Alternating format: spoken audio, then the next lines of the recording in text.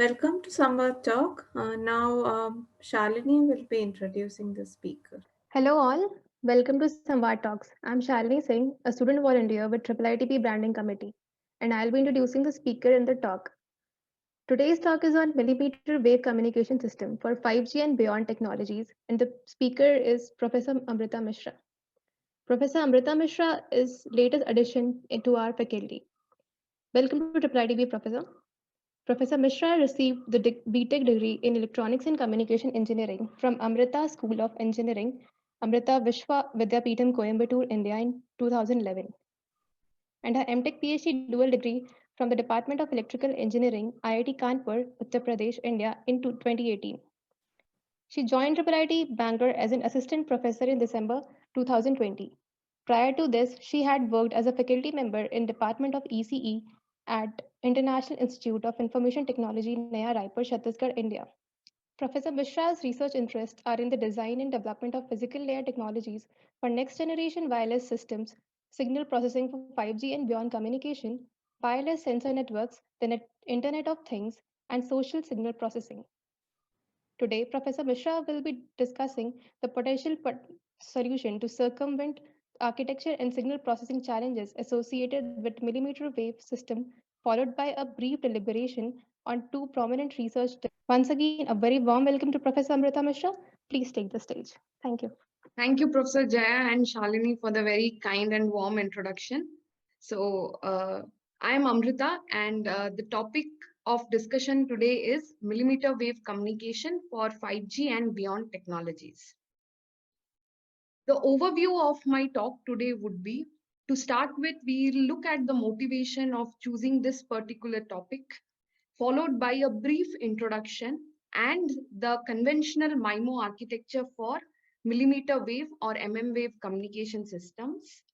We'll then delve into the hybrid multiple input, multiple output or MIMO system model, followed by the two research directions in this area, predominantly the hybrid precoder combiner design and the millimeter wave based channel estimation problems.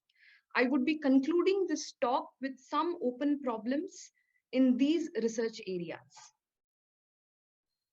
So to begin with the motivation of today's talk, personally as a practicing wireless researcher, I have been very inspired by this revolutionary scientist, Nikola Tesla, who in the year 1926, which is roughly about 100 years ago from where we stand today, he had made the following statement, which I would like to read out.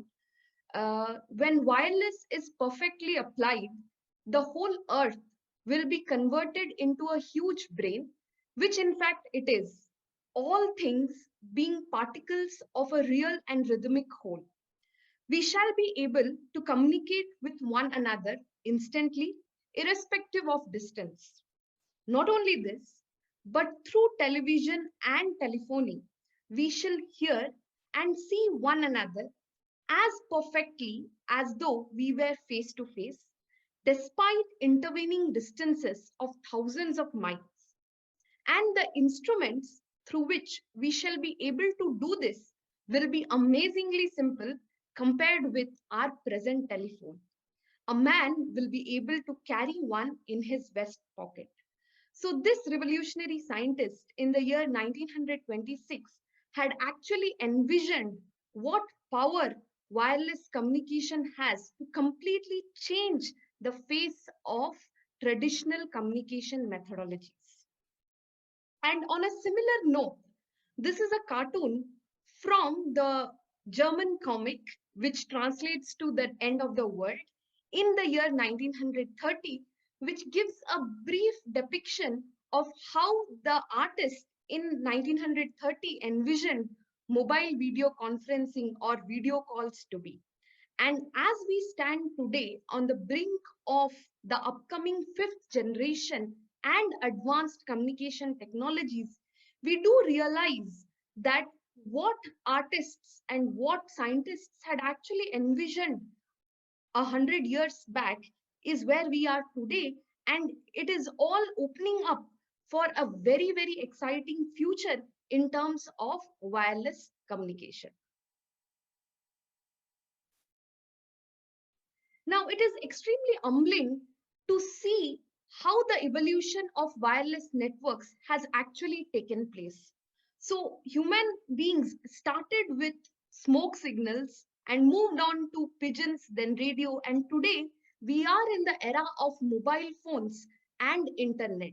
So, it is very humbling to understand that we have actually come a very long way, starting from smoke signals to powerful handheld devices which have the potential to actually perform numerous tasks and pervade every aspect of our lives today. So, in fact, as rightly said, we have come a long way in a really short time when it comes to wireless. Now, delving into the topic of discussion today, what exactly is millimeter wave, or in short form known as wave? So, millimeter wave corresponds to the band of frequencies lying between 3 to 300 gigahertz. So, the figure here, it gives a brief description of how the frequency band is distributed. And currently, that is our current wireless standards, we operate in what is known as the sub 6 gigahertz range, which is frequencies below the 6 gigahertz range. And these are the millimeter wave frequency bands, which are typically in the order of 20 to 300 gigahertz. Now, what has happened is over the last few decades, there has been a lot of overcrowding in the sub 6 gigahertz, that is the conventional frequency band.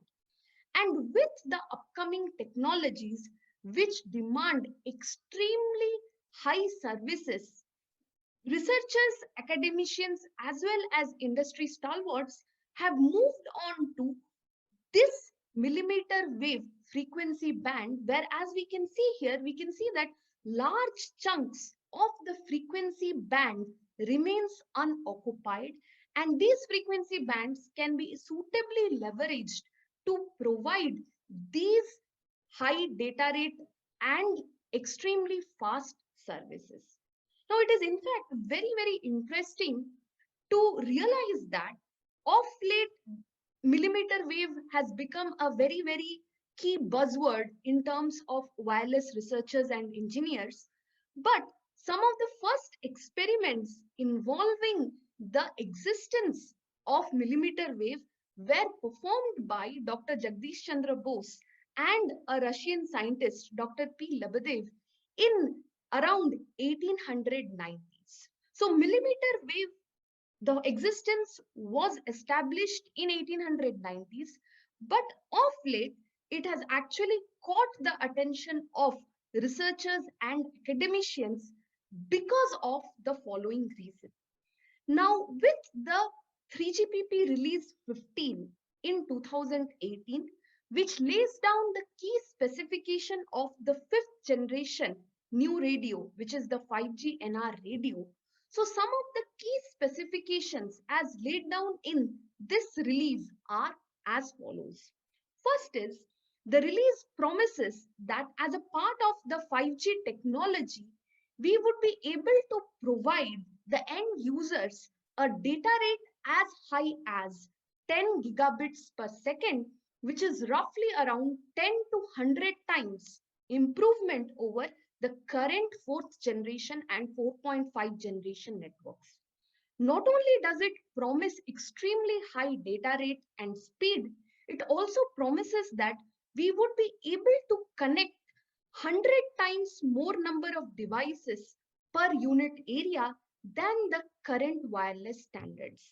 Along with these two specifications, another key specification is that the round trip latency would be as less as 1 milliseconds.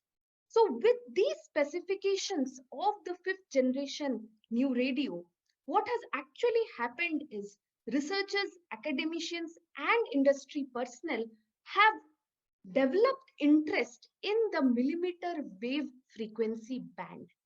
The sole reason being huge amount of bandwidth is actually available in these millimeter wave frequencies because of overcrowding by the conventional wireless standards in the sub 6 gigahertz regime.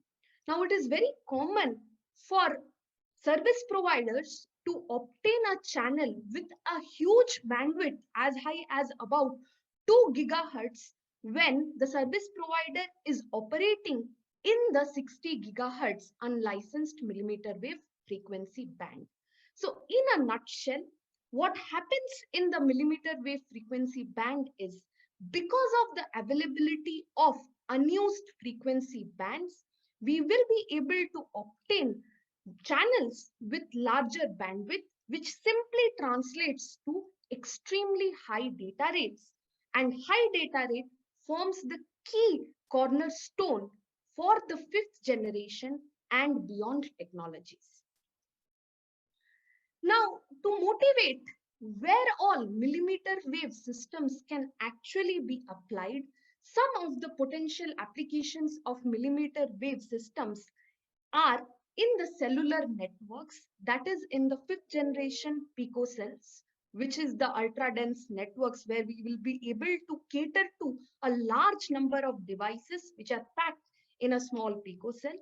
In the extremely fast and secure wireless backhaul, also one of the potential applications of millimeter wave is in the upcoming wireless LAN standards, which is the WiGig standard IEEE 802.11ad, wireless high definition services, etc. Now, I have just mentioned two potential areas where researchers have been able to predict integration of millimeter wave technology.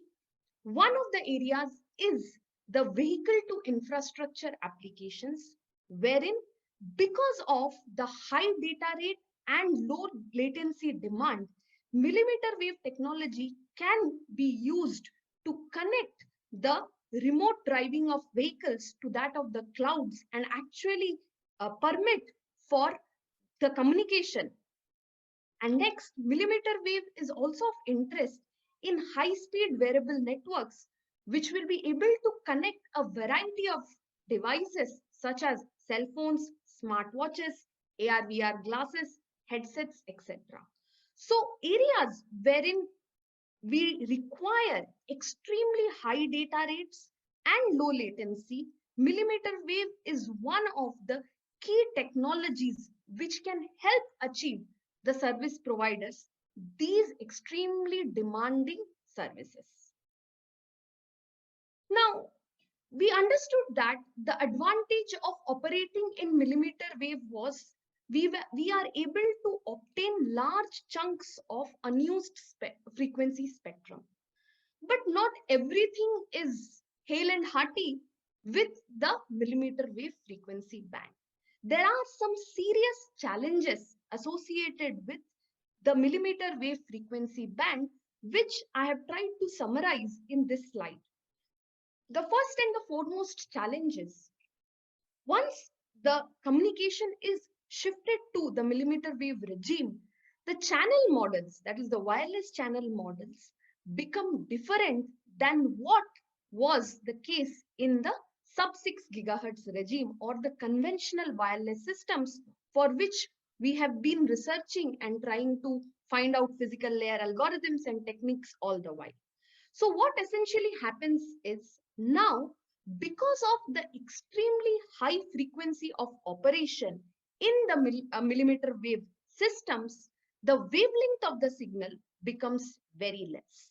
As a result of which, the same propagation environment behaves differently on these smaller wavelength signals. So the phenomenon such as diffraction, scattering, etc., they are different when we move on to the millimeter wave band.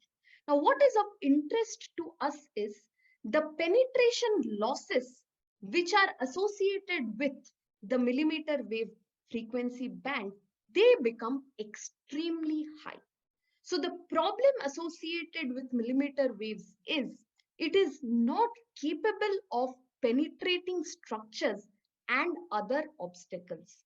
In fact, it is very surprising to realize that objects as small as leaves, rain droplets, or even human bodies can completely absorb these signals. To give a number, there is an attenuation which is observed to be around 30 to 40 dB. So such kind of high attenuation implies that there is a lot of penetration loss with respect to the millimeter wave signals. Now, one of the potential solutions to circumvent the problem of penetration loss, and which is used in the current, as per the current research, is to be able to design highly directional beams with high array gains in order to promise efficient transmission from the source to the destination.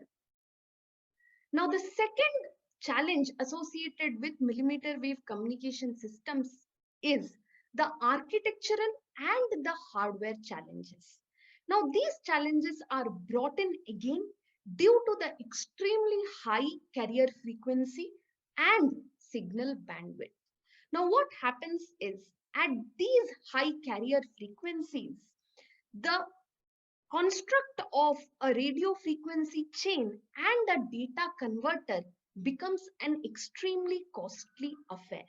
So we cannot afford to have a separate RF chain and data converter for each antenna in a millimeter wave system. Additionally, as we just saw in this point here, we mentioned that in order to promise efficient transmission, we need to have highly directional beams along with high array gains, which implies that we need to actually pack in a large number of antennas both at the source as well as at the destination to achieve the high array gains. Now, this is also possible because now remember, we are operating in the millimeter wave regime, as a result of which packing of a large number of antennas without causing severe losses with respect to interference of the antenna elements is now possible. So given that we now have a large number of antennas at the source and at the destination, we cannot afford to have a separate RF chain and a data converter for each antenna. Plus, there are serious size constraints again brought by the millimeter wave operation of the systems. Now, the third challenge which is observed in millimeter wave systems are the power constraints. Now, what happens in a traditional communication system is we do have a power amplifier, an ADC, DAC, and data interface cards for an end-to-end communication. Now, these devices, they become extremely power hungry at the high frequencies. Plus, again, we cannot afford to have a digital converter chain per receive antenna, both at the source and the destination, because this would mean we need to have an extremely efficient signal processing kit at both the source and destination, and that would again consume a large amount of power. And remember, the destination devices can be as small as a mobile phone or any other device which has some power limitations. Now, because of the power limitations, architectural and hardware challenges, as well as the channel model, designing a millimeter wave communication system is what researchers, academicians, and industry has been looking at for the past couple of years. Now, again, to summarize how signal processing at millimeter wave is different from sub-6 gigahertz. Now, let us quickly recall that at sub-6 gigahertz frequencies, all the signal processing action, it happens actually in the baseband because we are operating in the low frequency regime. So, solving any MIMO, that is the multiple input, multiple output, conventional MIMO design problem is an exercise in digital signal processing. However, now once we move on to the millimeter wave band, we realize that designing systems is not so straightforward, and we cannot scale the conventional sub-6 gigahertz systems to the millimeter frequency band because now we have new constraints on hardware and power. There are different channel models, and we have severe propagation losses to encounter with. Plus, we do have to deal with large antenna arrays at the transmitter and the receiver. Now let us look at the multiple input, multiple output, or the MIMO architecture for millimeter wave communication. Now, MIMO technology has been existing for quite some time, and in fact, it has already been standardized and is widely used in many of the commercial standards, such as the wireless LAN standard, in cellular standards, such as 3GPP cellular LTE, LTE advanced, and this corresponds to the conventional mode of operation, which is in the sub-6 gigahertz range. Now, conventionally, the multiple input, multiple output, or the MIMO systems, they support a small number of antennas up to a maximum number of 8 antennas at the transmitter and the receiver.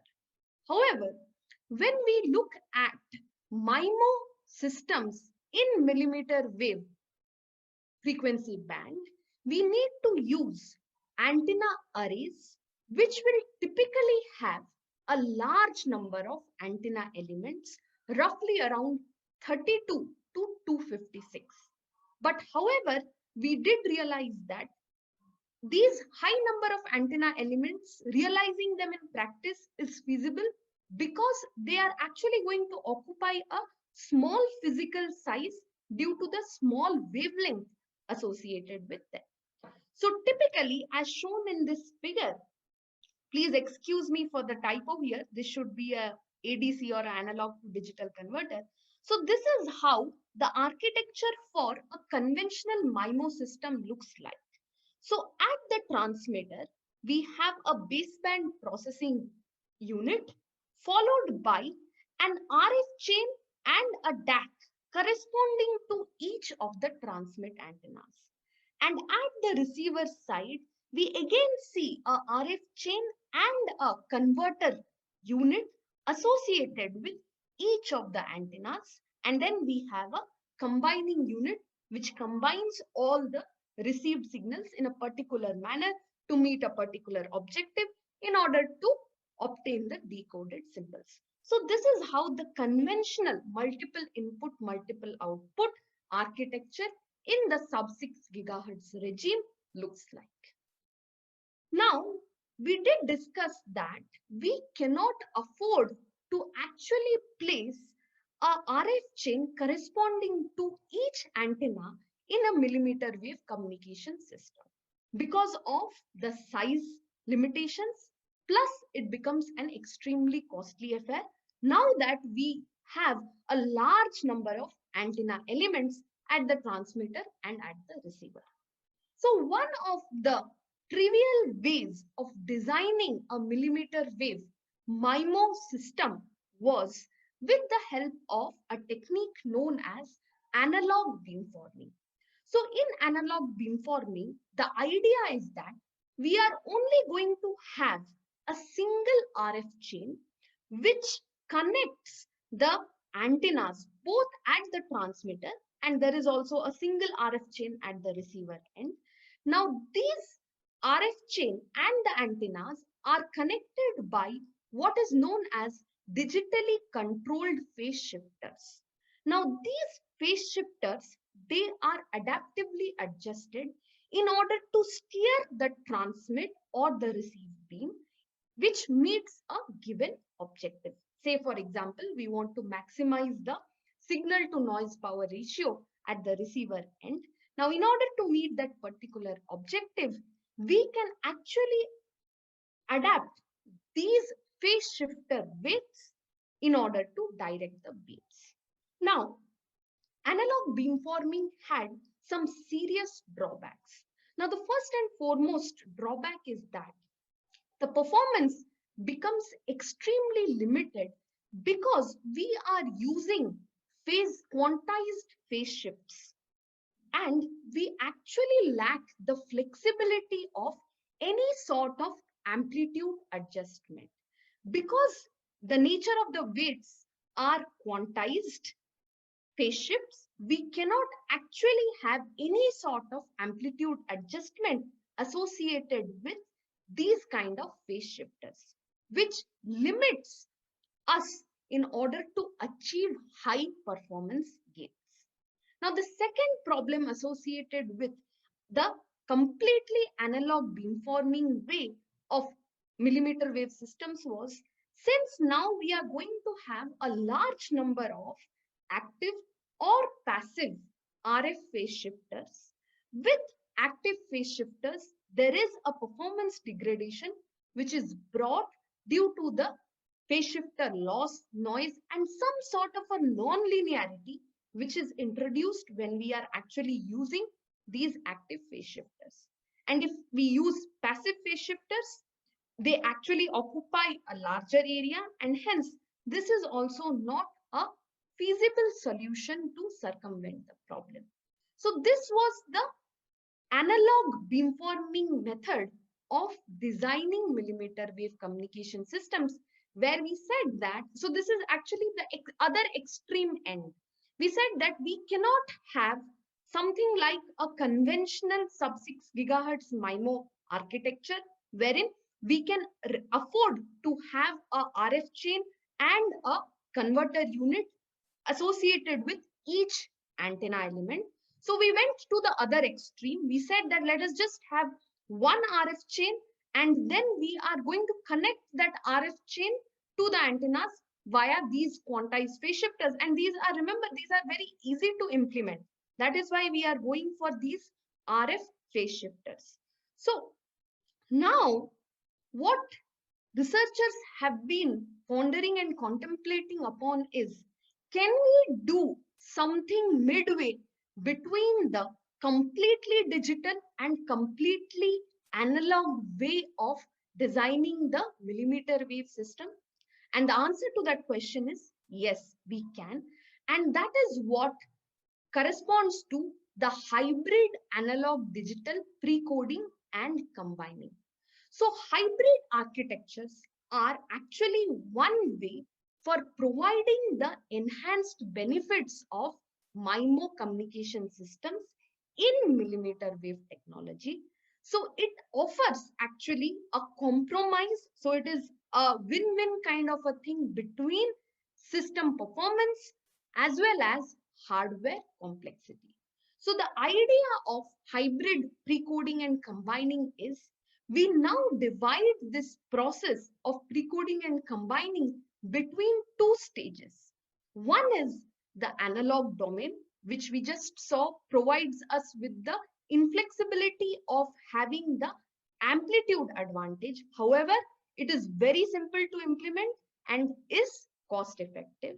Now, in the digital domain, we do have the flexibility of getting any amplitude advantage, but having a digital precoder or a combiner is actually expensive to us. So it is observed that in the hybrid analog digital precoding and combining, the number of RF chains which is required, it is much less than the number of antennas, which was the ultimate objective. So we actually have a number of RF chains, say LT at the transmitter side, which is very less than the total number of transmit antennas. But however, unlike the analog beamforming, we do not confine or constrain ourselves to have just a RF chain and a converter unit. We now have more than one, but it is significantly less than the total number of antennas at the transmitter side. And similarly, we have a similar setup at the receiver side also. So this is actually the motivation behind the hybrid precoder and combiner. Now, what is the advantage associated with the RF part of the precoding combining? Now, the RF part offers the beamforming gain, and it is performed at the RF front end of the transceiver, and it can be implemented using simple phase shifters, which are again cost effective. The digital part of the precoding combining, it provides what we call the multiplexing gain, and this is performed in the baseband. So a combination of the baseband precoding and the RF precoding is what is known as the hybrid analog digital precoding in millimeter wave communication systems. And similarly, we have a similar setup, combining setup at the receiver end. And it is observed that with the help of these hybrid precoder combiner structures, we are able to achieve high performance gains with reduced hardware complexity. Now, looking at the millimeter wave MIMO channel model, so this is a diagrammatic representation of a millimeter wave MIMO channel model, wherein we use a geometric way of modeling the channel. We can see that because of the highly directional nature of the beams, the spatial path which the signal encounters is extremely sparse in nature. So for this modeling of the channel, theta r corresponds to the angle of arrival with respect to a particular cluster, and theta t corresponds to the angle of departure from the base station here. So we have an angle of arrival and an angle of departure pair with respect to each spatial cluster which the signal might encounter in its path of propagation. So for the purpose of modeling, we consider that there are capital L number of active clusters. And for the purposes of a very simplistic modeling, here we have actually considered a 2D beamforming. That is, we have ignored the elevation aspect. Now that can be included inside the millimeter wave channel model to give it a much more realistic view. And alpha L here, it corresponds to the complex channel gains. Now, as we said that we are packing a large number of antenna elements both at the transmitter and the receiver. Now this is possible by using linear array structures. So again, we have considered a uniform linear array wherein the array response vectors are given by these two vectors, and each of these vectors is defined by this spatial angle theta r, which corresponds to a particular angle of arrival, and theta t, which corresponds to a particular angle of departure. Now, this channel modeling is a very simplistic way of modeling the millimeter wave channel, which actually captures the limited scattering nature of the millimeter wave signal propagation because of the highly directional nature of the beams. Now, for the hybrid MIMO system model, the block diagram representation of the millimeter wave system is given here. So we can see that from the transmitter, there is a baseband precoder followed by RF chains and an RF precoder. Then we have NT number of transmit antennas, and at the receiver side, we have NR number of receive antennas followed by the RF combiner, which connects through these many number of RF chains to the baseband combiner, and ultimately we are able to obtain the NS number of data streams which were transmitted here. So essentially, in a hybrid millimeter wave MIMO system, at the transmitter end, for the precoding, we have two separate units. One is the baseband precoding unit, which is the completely digital unit. The second part is the RF precoding unit, which can be only realized using phase shifters. And similarly, at the receiver side, we have a RF combining unit followed by a baseband combining unit.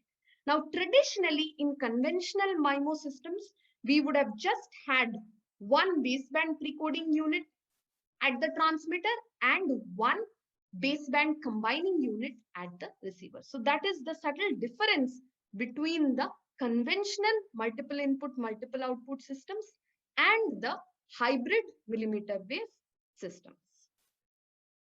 So we consider a baseband symbol vector, say S, and we are ensuring that the different components of the signal vector, they are independent and identically distributed.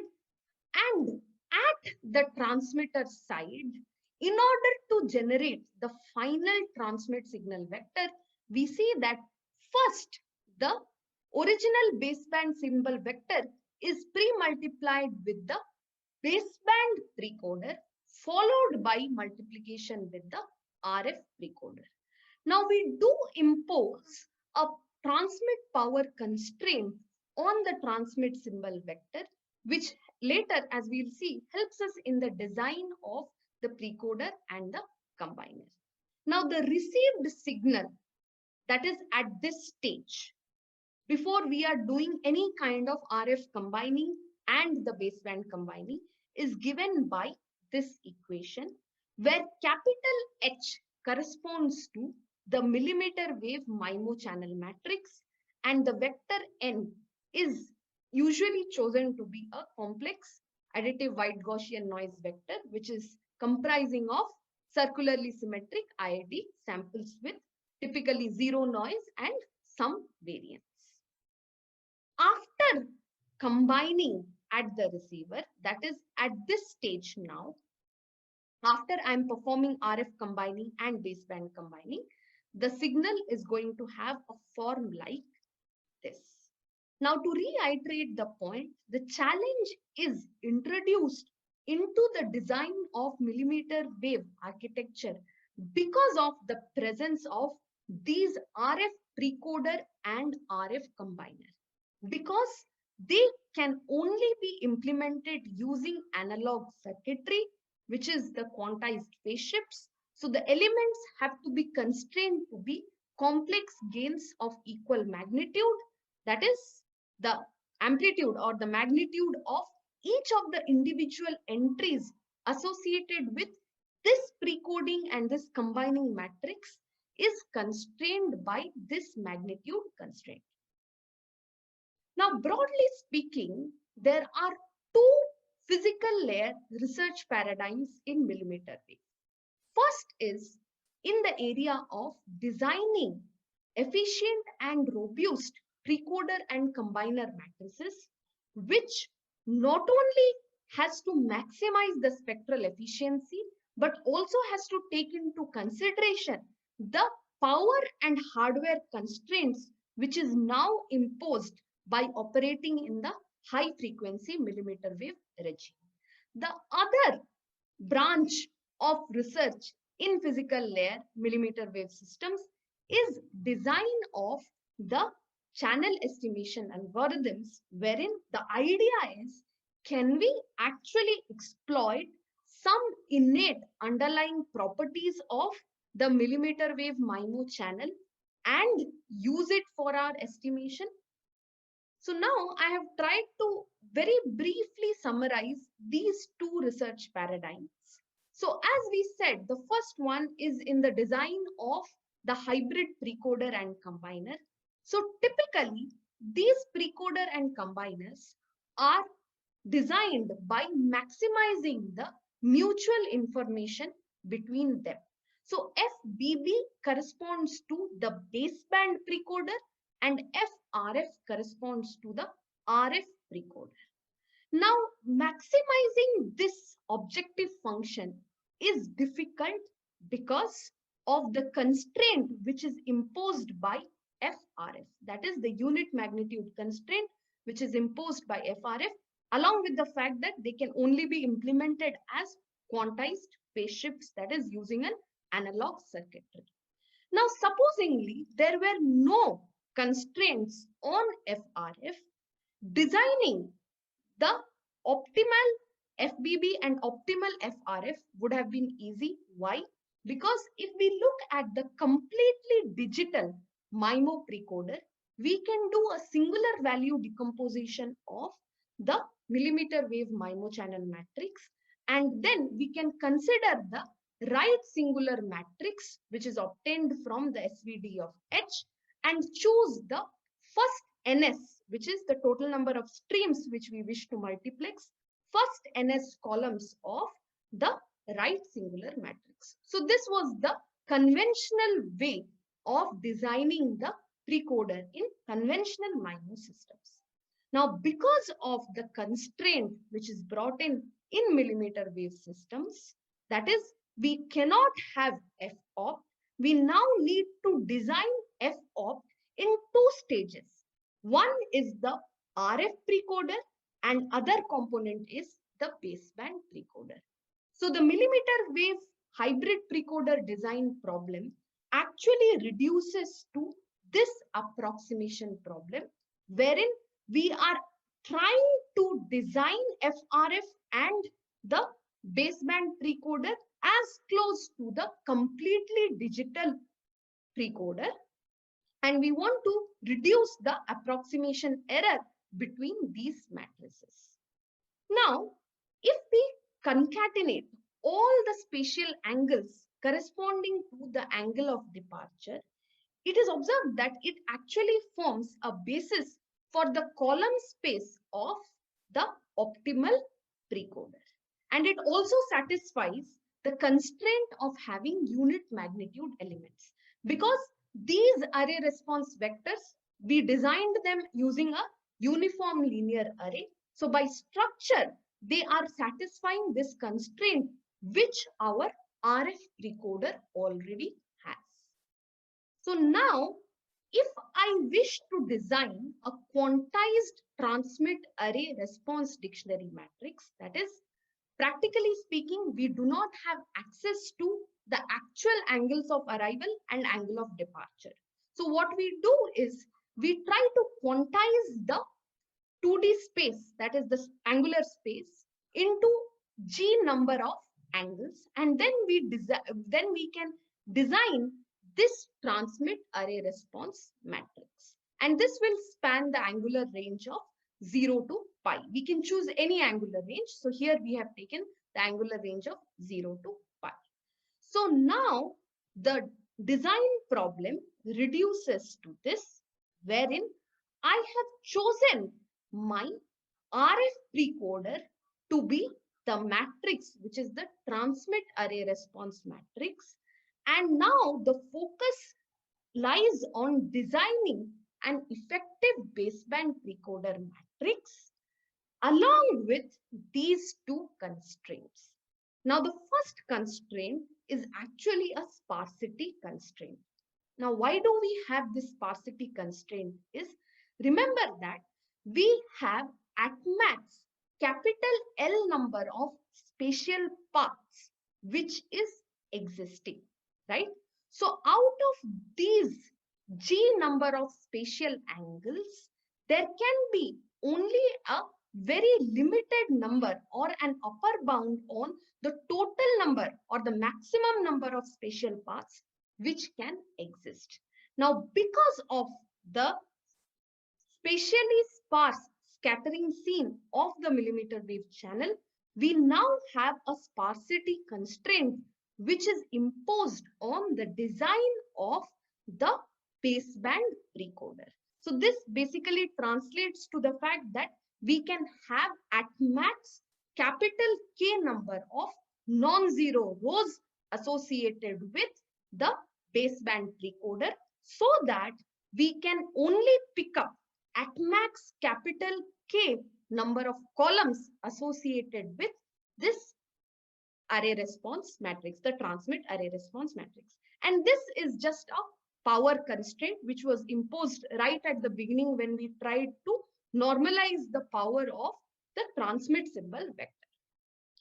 Now, in literature, typically the way they have addressed this design problem is, now because the idea is to design the baseband precoder with this sparsity constraint, researchers have used conventional compressed sensing waves and other greedy sparse signal recovery methods such as simultaneous orthogonal matching pursuit, SOMP, and other ways of trying to design the baseband recorder. So these are some of the recent works in which they have tried to use a SOMP, which stands for a greedy sparse signal recovery simultaneous orthogonal matching pursuit framework. And another very serious drawback associated with the existing works was that they assumed that the MIMO, millimeter wave MIMO architecture is fixed. That is, they do not dynamically adjust the number of RF chains or the data streams depending upon the instantaneous channel state information which was available. Now, we did try to fix these voids associated with the existing works, and in our work, which is mentioned here, we tried to develop a novel hybrid precoder combiner framework using a sparse Bayesian learning or a SBL framework. So our novel contribution was in the fact that we can actually exploit the time-varying spatial multipath profile.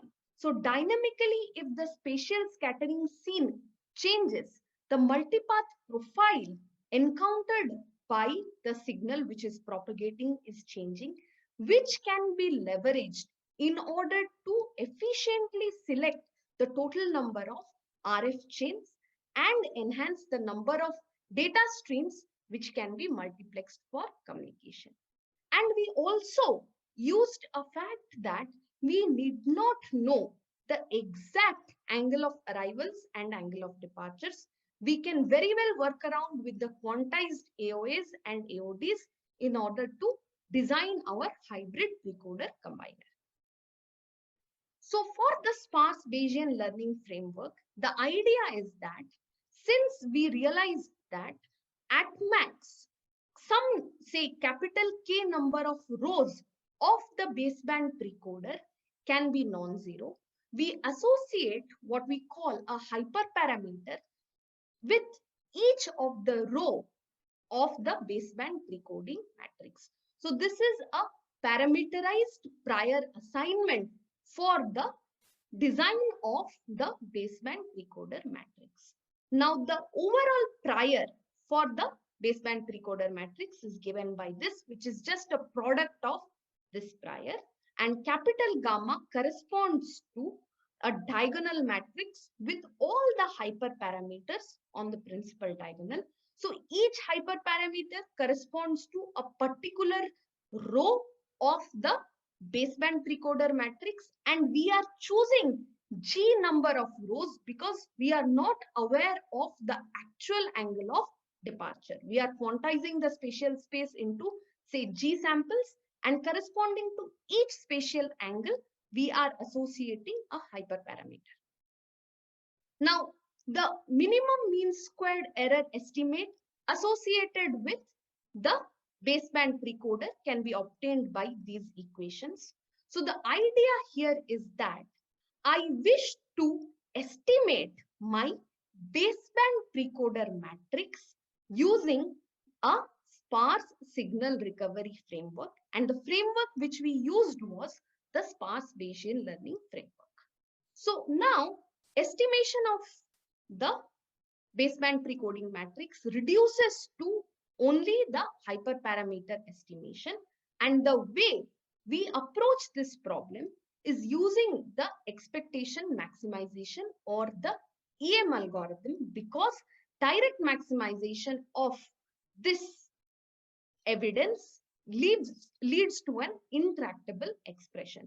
So this framework, the SBL framework, we have actually borrowed it from this pioneering work by Wiff and Rao, in which they have used this expectation maximization algorithm in order to obtain the sparse signal vector or the sparse matrix in our case.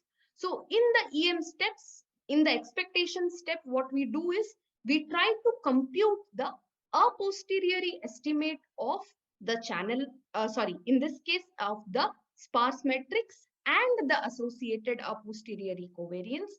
In the maximization step, we are trying to retune the hyperparameters which we were associating with each row of the baseband precoder matrix.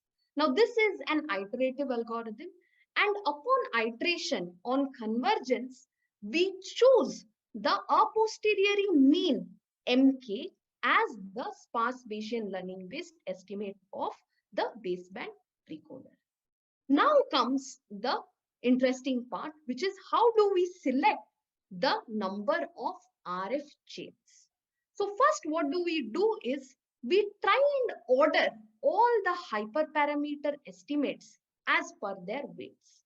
Now in sparse Bayesian learning, what essentially happens is the rows which correspond to the completely zero rows, those hyperparameter estimates will actually go to zero, whereas the non-zero rows will have significant value of the hyperparameter estimates.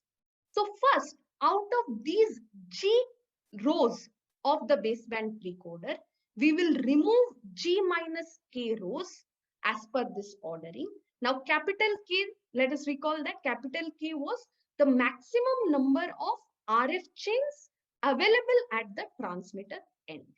Now, next step, what do we do is we can further dynamically remove K minus NTRF rows corresponding to hyperparameters which are converged below a threshold gamma TH. So, K being the at max number of RF chains which is available, and NTRF is something which we can dynamically decide by looking at the converged values of the hyperparameters. And similarly, those rows which we have chosen as the rows which we should retain for design of this precoder matrix, we are going to retain the corresponding columns of this transmit array response matrix AT.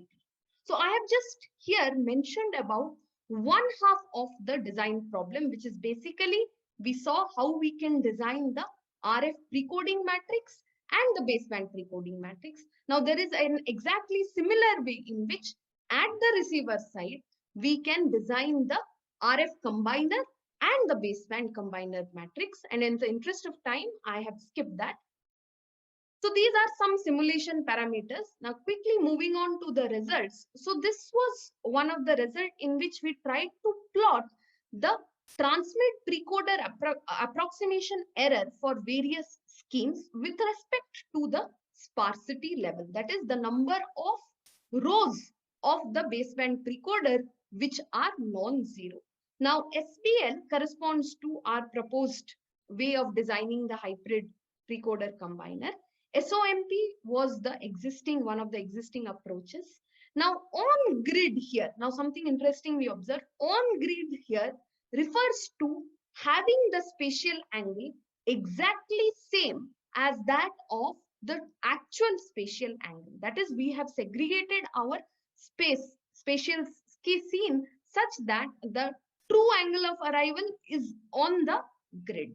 Now we see that, we do observe that the proposed sparse Bayesian learning way is actually extremely sensitive to this kind of a perturbation error. Perturbation in the sense, if we have the angle of arrival and angle of departure randomly chosen and they can lie anywhere away from the uniform grid, we see that there is a performance deterioration. However, if they lie exactly on the grid, we can see that the approximation error is as low as something less than 10 to the power minus 10. And of course, as the sparsity level increases, the approximation error is observed to increase. Excuse me. So these are the simulation results for the spectral efficiency. So the curve in blue corresponds to the ideal unconstrained precoder, which translates to the completely digital precoder which we would have in the conventional MIMO setup. So this is something which is not feasible because of the hardware challenges as well as the power constraints. Now, SBL is something which we tried to work out, that is the hybrid analog digital precoder combiner. And we did observe that it has a spectral efficiency which is very close to that of the ideal unconstrained precoder. And these are some of the existing techniques which have an which have a lower spectral efficiency with respect to the ideal and the SBL1. Now, quickly trying to summarize the other research paradigm, which is the millimeter wave based channel estimation. So here the idea was, can we actually utilize something which is very innate to the system in order to improve our estimation accuracy? And the answer is affirmative. That is, we can very well utilize the fact that because of the directional nature of communication, we now have an extremely sparse scattering scene. So the sparsity in the spatial domain can be suitably leveraged in order to design and develop extremely accurate channel estimation schemes. So to start with, let us at the base station use a beamforming vector FP, and at the mobile station we use a combining vector WQ to obtain the combined received signal YQ, P. Now let us use, say, MMS and MBS number of combining and precoding vectors. That is, I am actually taking a large number P from 1 to MBS and Q from 1 to MMS. That is, I'm using a large number of precoding and combining vectors. Now, once I do that, I can write the overall matrix, the received matrix, by this equation. I just have to concatenate the received symbol vectors corresponding to all the combining and precoding vectors. Now, to be able to visualize the sparsity in this equation, what we need to do is we have to consider a vec of the received vector, received matrix capital Y. Now, once I consider the vec of this matrix capital Y, I can rewrite it in this form using some properties of Kronecker product. So this is basically the Kronecker matrix Kronecker product. Now let us focus our attention on this part. So what happens when I take vec of capital H is, I can write it in this form, wherein this portion corresponds to a Hadamard product between the overall transmit array matrix and the overall receive array matrix. And alpha corresponds to only the complex gains associated with each angle of arrival and angle of departure pair.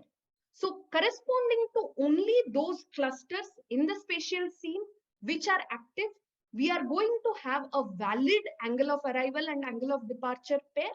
And that component, corresponding to that component, we will have a complex channel gain. And Q here is the noise. So now, since actual AODs and AOAs are unknown to us in practice, as we have seen earlier, we segregate the space to a uniform grid of, say, capital G points, and we choose G, which is significantly larger than capital L. So capital L here corresponds to the few clusters which are actually active, which actually affect the propagation or transmission of the signal, and G is some number, a large number, which we as designers choose in order to segregate the spatial scene. Now what happens is, this estimation problem, where the idea is to estimate alpha, becomes a sparse signal recovery problem, because now this AT tilde and AR tilde, they correspond to the array response matrices. That is, each column of this matrix will correspond to a particular angle of arrival or angle of departure point with respect to a grid angle, right? And Z here, which is a G square cross 1 vector. Now G square because I segregated both at the AOA and at the AOD, the space into G grid points. That's why I have G square here. Now Z becomes a G square cross 1 sparse vector with only capital L number of non-zero entries. So the idea here is, now I have recast my millimeter wave channel estimation to a sparse signal recovery problem, where the idea is I wish to estimate this Z given the fact that this is now a sparse vector and comprises of comprises of only L number of non-zero entries. So I can use any state-of-the-art compressive sensing or learning algorithm in order to obtain this unknown vector Z. So this is what, concisely, the millimeter wave channel estimation problem boils down to. Now, of course, we have chosen an extremely simple architecture by ignoring the elevation angle. So we can use the additional component of elevation angle both at the transmitter and the receiver side. We can also choose a different array configuration other than the uniform linear array, and we can then revisit all these problems to design efficient channel estimation algorithms. Now, coming towards the open problems and future scope, I have just very briefly touched upon the tip of the iceberg. So one area where we can focus on is we can actually design efficient and low complex precoders combiners. Now, complexity is extremely important here because of the power constraints which are imposed by operating in the millimeter wave regime. That is why we want low complex precoder combiners along with efficiency in terms of being able to achieve a high spectral efficiency. Now we can have much more realistic channel models which can incorporate more practical physical aspects, such as I said, there has been some recent studies to include the elevation angle, to include different and more efficient array configurations.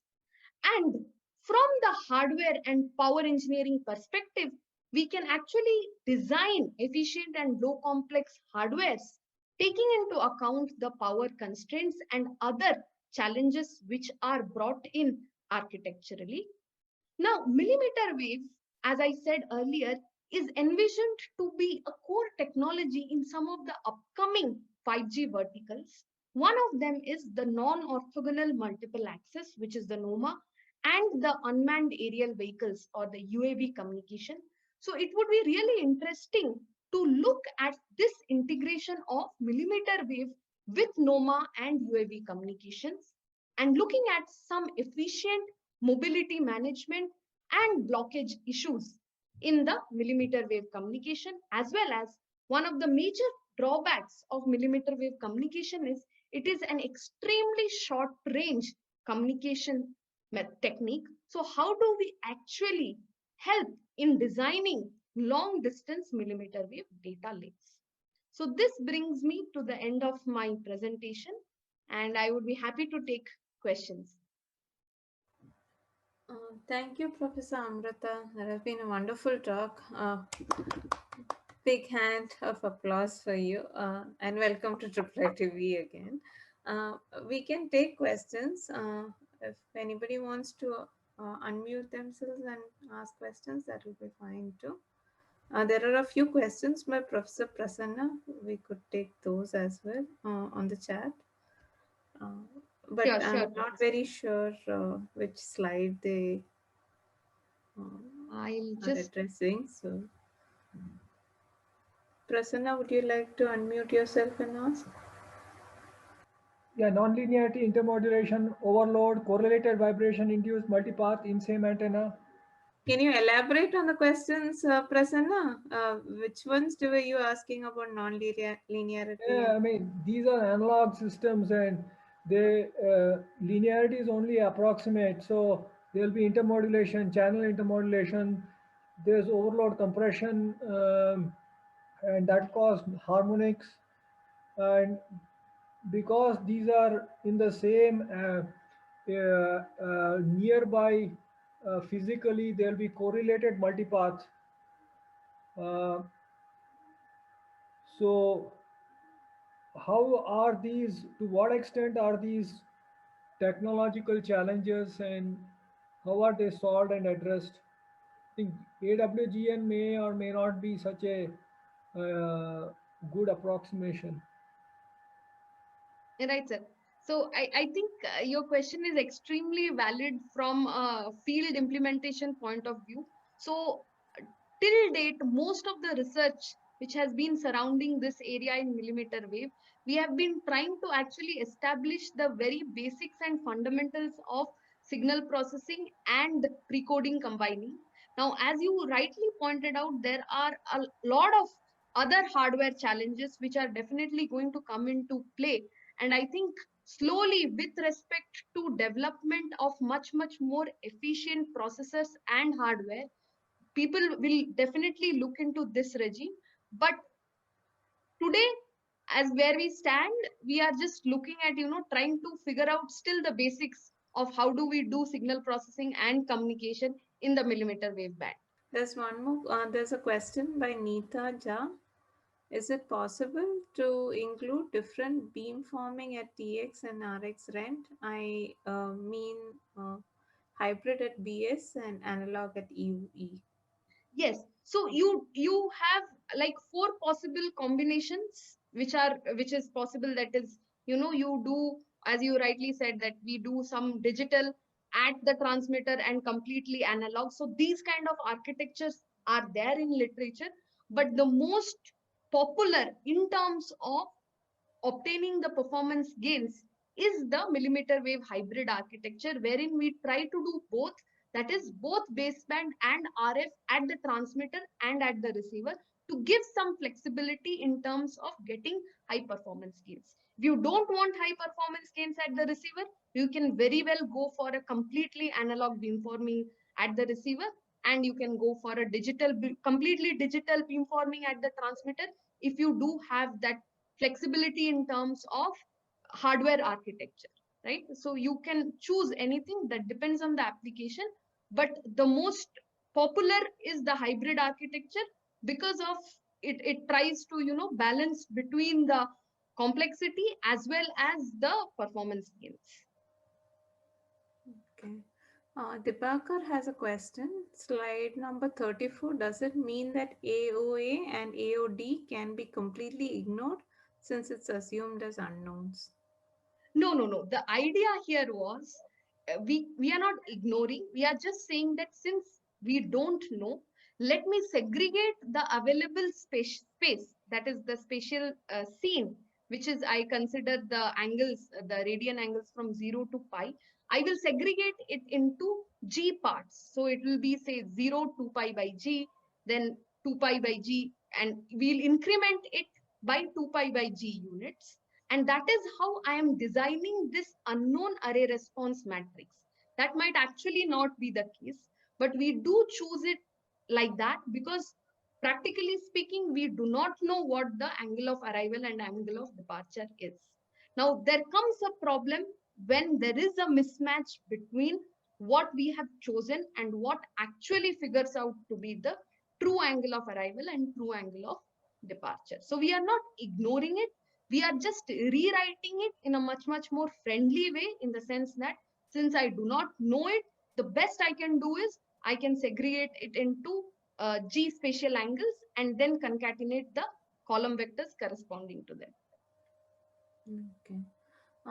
Professor Sridhar has asked a question about pre-coding optimizing the number of antennas in MIMO.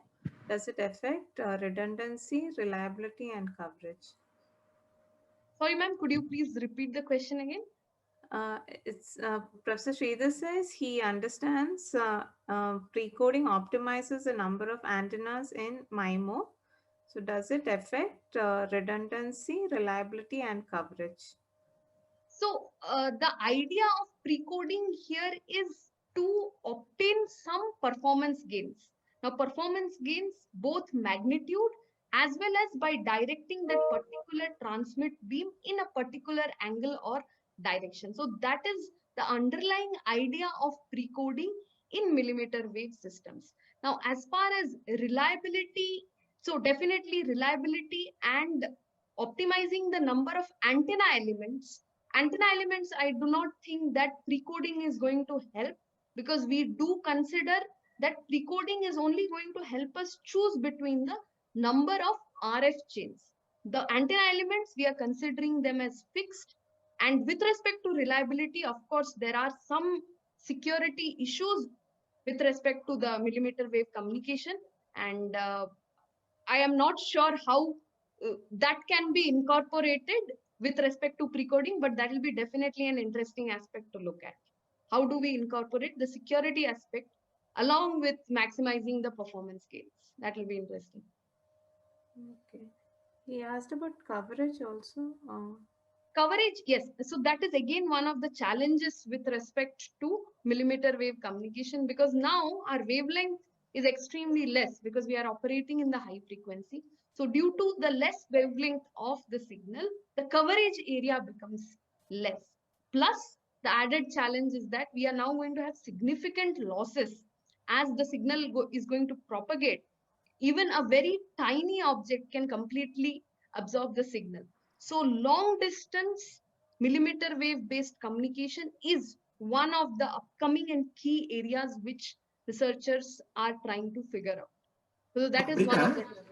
Yeah, just one question following this is, we have been considering, for example, 26, 28 gigahertz as well as 60 gigahertz. Right. So do you, is there any preference for pre-ordering? I mean, pre-ordering is sort of, better for 60 gigahertz, higher frequencies compared to, for example, lower frequencies, or is it same across all the pencil beams, 3 gigahertz, 300 gigahertz? No, sir. Is there any preference?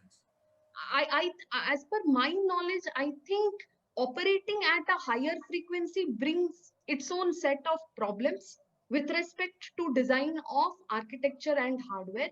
So it wouldn't be fair on my part to say that designing a system at 60 gigahertz will be same as designing a system at 28 gigahertz. So from a design perspective, I'm sure that the challenges would be different. There are two more questions. We will take them. Amrita? Yes, Professor.